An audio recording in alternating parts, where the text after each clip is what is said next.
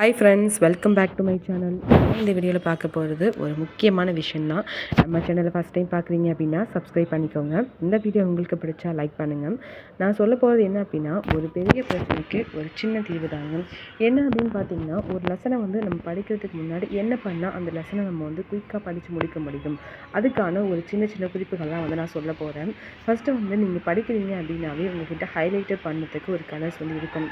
ஒரு 2 கலர்ஸ் ஆகுது நீங்கள் யூஸ் பண்ணுங்கள். அப்போ தான் உங்களுக்கு அது பார்க்க புக் ப்ரெசன்டபுளாக இருக்கும். நீங்கள் நோட்ஸ் எடுத்தாலும் அப்படி தான், ஒரே கலரில் அப்படி நோட்ஸ் எடுக்காதீங்க. ஒரு சின்ன சின்ன கலர்ஸ் டிஃபர் பண்ணி கொடுத்தீங்க அப்படின்னா நெக்ஸ்ட் டைம் உங்களுக்கு ரிவிஷன் பண்ணுறதுக்கு ரொம்ப ரொம்ப யூஸ்ஃபுல்லாக இருக்கும். ஓகேங்களா? இது என்னோடய முக்கியமான டிப்பு. செகண்ட் டிப் என்னென்னு பார்த்தீங்கன்னா, ஒரு லெசனை நீங்கள் எடுத்த உடனே அதில் எத்தனை பக்கம் இருக்குது அப்படிங்கிற மாதிரி எண்ணாதீங்க. அதுதான் நம்ம பண்ணுற மிகப்பெரிய தப்பே. நானும் அந்த தப்பு பண்ணியிருப்பேன், நீங்களும் அந்த தப்பு பண்ணிட்டு தான் இருப்பீங்க. ஓகேங்களா?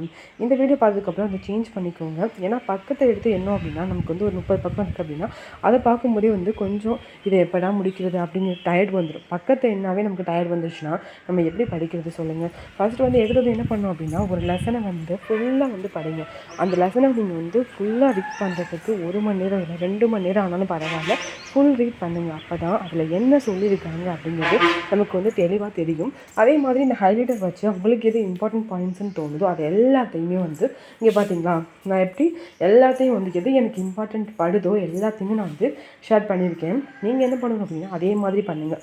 ஓகேங்களா? கண்டிப்பாக உங்களுக்கு யூஸ்ஃபுல்லாக இருக்கும். நீங்கள் செகண்ட் டைம் படிக்கும்போது அதை விட உங்களுக்கு முக்கியமான பாயிண்ட்ஸை வேறு கலரில் ஷேர் பண்ணுங்கள். ஓகேங்களா?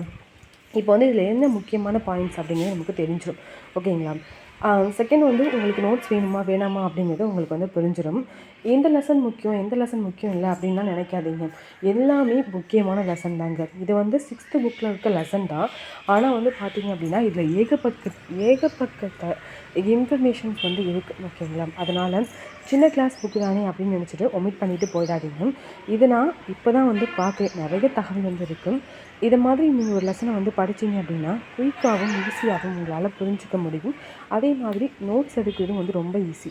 இந்த வீடியோ உங்களுக்கு பிடிச்சா லைக் பண்ணுங்கள், ஷேர் பண்ணுங்கள், சப்ஸ்கிரைப் பண்ணுங்கள்.